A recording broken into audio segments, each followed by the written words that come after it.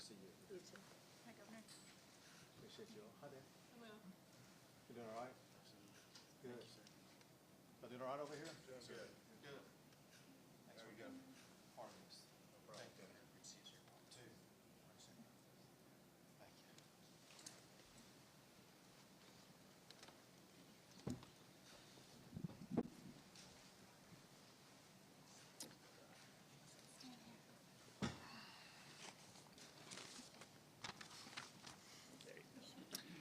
I want to thank everybody for joining with us for this very important signing ceremony here today. Definitely want to thank Speaker Burroughs for his leadership on this issue as well as so many others. And also thank Senator Tam Parker for his leadership in the Senate on this bill, as well as the Cyber Command that we signed last week, and again, so many others. Maybe most importantly, I want to thank the people who are surrounding us right now.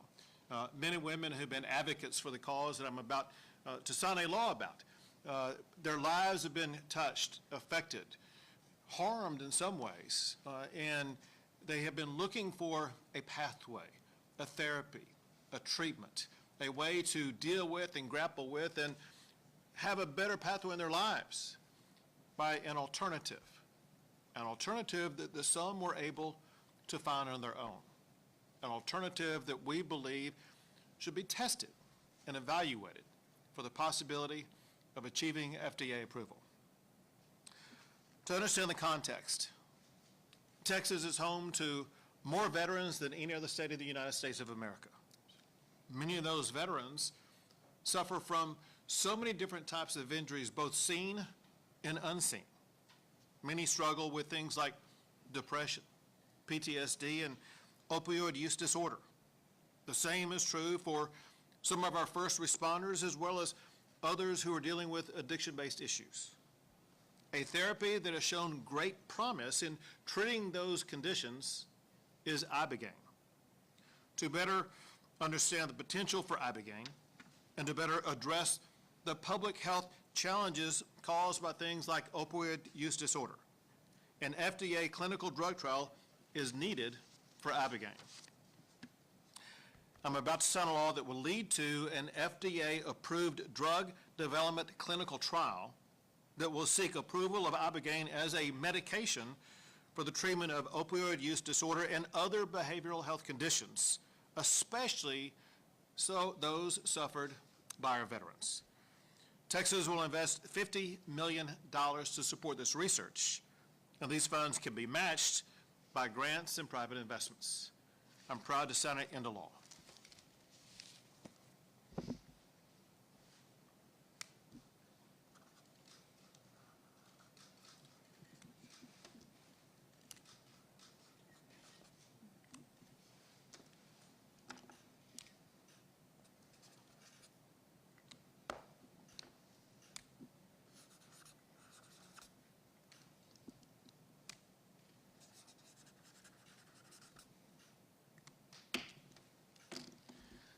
Texas is now leading the way in the United States for the evaluation of Ibogaine as a potential medication that can help improve the lives of so many Americans. It's now law.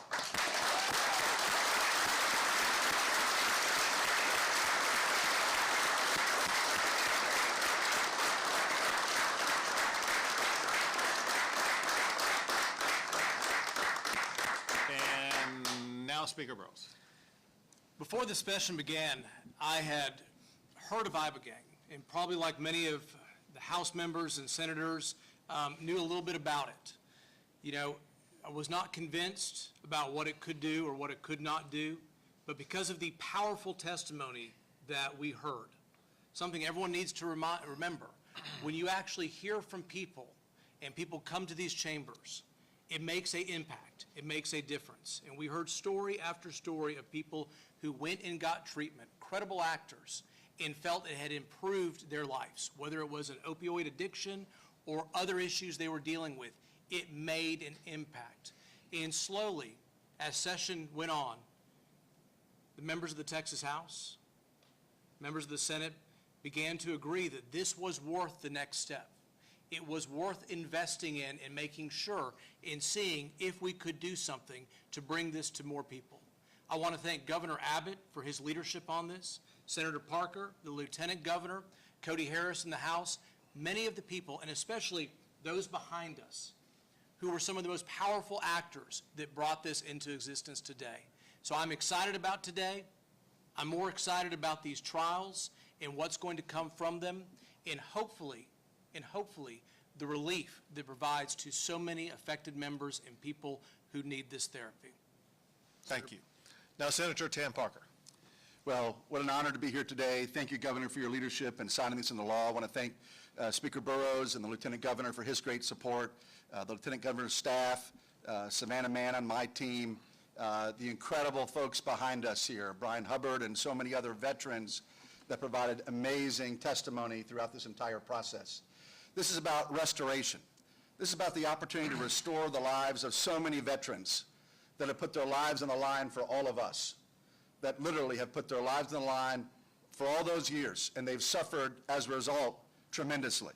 And so the promise that Ibogaine provides, we think, is very significant.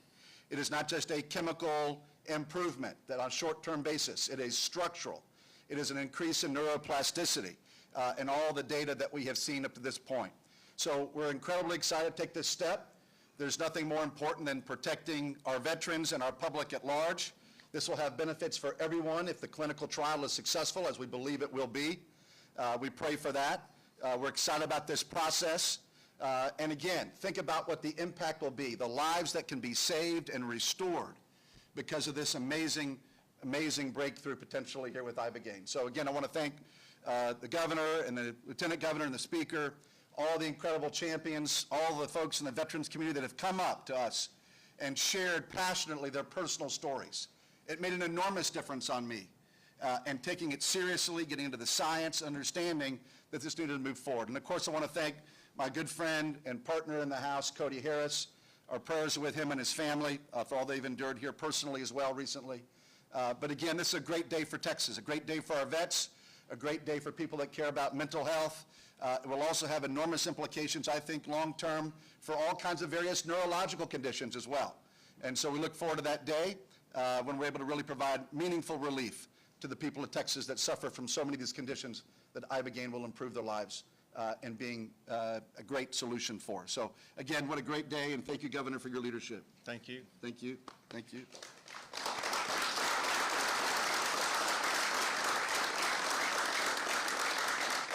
We'll take a few questions. Governor, National Guard deployments. How long do you think it's going to take for these clinical trials to unwind? Does this legislation accelerate that timetable?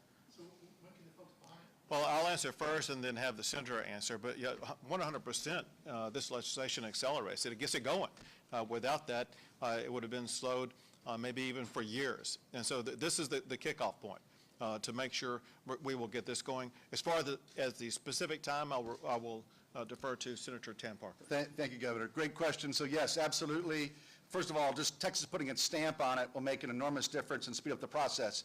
But specifically what the bill calls for, as of today, now that it's signed, within 60 days, you will see Texas and the governmental entity, Health and Human Services, working to be kind of our quarterback, if you will, for the effort, to be able to start receiving proposals from consortiums that can come forward.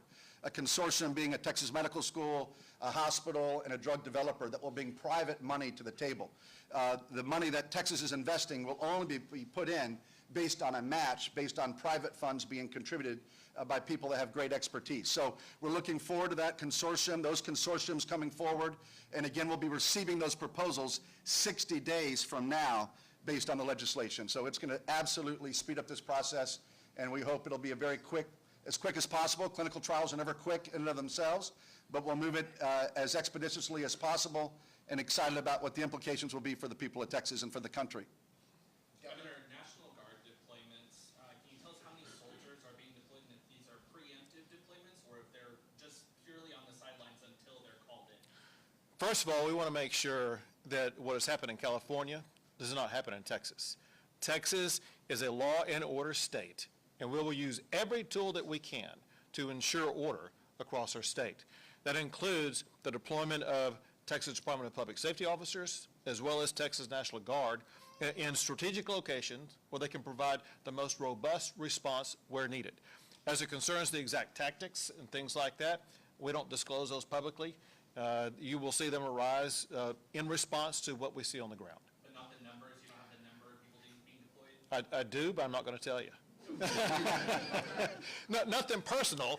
It's just that there are others outside of this room who would like to know that I'm not going to tell them. Governor, more questions? Can you define what is like crossing the line for those who they don't know, like what is the crossing line in protest? That leads to FAFO.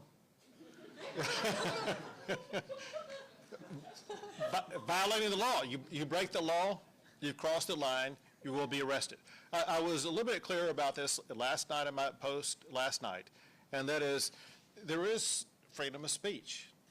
However, if in your protest you damage somebody's property or you harm an individual, that's violating the law, and you will be arrested for it. Last question. Governor, just bring us back to the topic today, because this is a really important moment. Sure. Tell us this, there are many people that may think about this drug as in the category of recreational psychedelics. They think this is yet another way that young people can have fun. What gave you guys conviction that this is not about recreation, but it is about transformation? Well, I'll answer first, and Tam will provide more, but we view this as a medical treatment to be administered by doctors who are trained in it. And before it arrives at the medical treatment level, we need to assess it to make sure it can be FDA approved and that's going to be effective. And so it is different than a recreational drug that someone may use. This is going to be a medical treatment that will improve the lives of countless Texans and Americans. Go ahead. Thank you. Well, completely different from anything recreational. This will be completely regulated and structured. Again, we've got to go through a clinical trial. If it's successful, then obviously we'll have the opportunity to provide access to more veterans and the public at large in Texas and elsewhere around the country, but with very significant guardrails. This will be administered in hospital-type facilities where you have proper cardiac capabilities, you have all the various things that need to be done when treating a patient with Ibogaine that we know of already today. So anything but recreational. This is very serious, very substantive. It will be transformative, we believe, obviously for the lives of all those that suffer. But this is real medicine, and we will not take this lightly. This is not be something that will be abused in any way. We put all those safeguards. The Senate, my colleagues, were very concerned about those issues, and we put all those kind of parameters in place. So it will only be administered once successful with a clinical trial in a hospital-type setting. Thank you. Great, thanks, everyone. Thank you all.